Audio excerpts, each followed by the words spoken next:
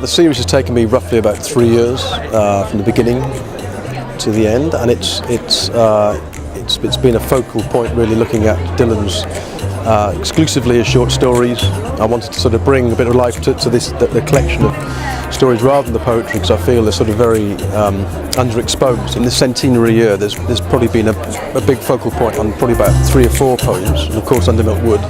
And I always felt that these short stories, when I discovered them, there was something in them which revealed a very different side of him. It's very much of a darker, macabre sort of insight into the man's psychology, and they are his earliest works up until his very latest. And I feel as though the short stories provide you with this idea of how he formulated his work, and they were like his literary playground. I mean, you can see all the inspirations, influences, and really what to expect from his later work. I'm really pleased to be here actually, because I had an instinct when I met Dan that he was going to really interpret the work well, and he just had such an enthusiasm and commitment for the exhibition, and my instinct was right. It's a really lovely evening. I mean, I think this exhibition is really fascinating, and I think Dan's really done an excellent job in bringing it all to life. You know, Dylan's early stories are perhaps often not sort of looked at so much, but I think, you know, these pictures really sort of capture that kind of dark, mysterious essence about that sort of fiction that Dylan was really working on. So I think it's a really good thing. Our connections with Dan go back a few years. We purchased one of Dan's paintings, which hangs very proudly in our boardroom.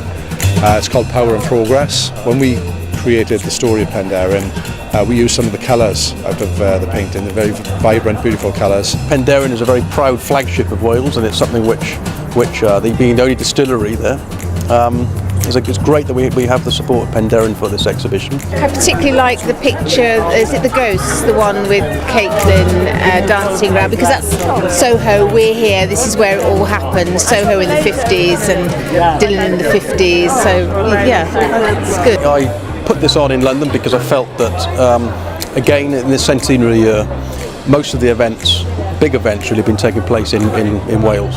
He met his wife just round the corner at the Wheatsheaf. He met all his literary circles were based around London, so he made regular visits here. For me, London really is where actually he probably found most of his motivation to make his work. Wales, I think, was his material. That's where he drew his material from. But actually, everything we know about him is thanks really to where we are now. Actually, Myfanwy Price, Mr. Mark Edmonds. I am Agrippa, mad with love. I love you more than all the flannelette and calico, candlewick, dimity, crash and merino, tussar, creton, crepon, muslin, poplin, ticking and twill in the whole cloth hall of the world.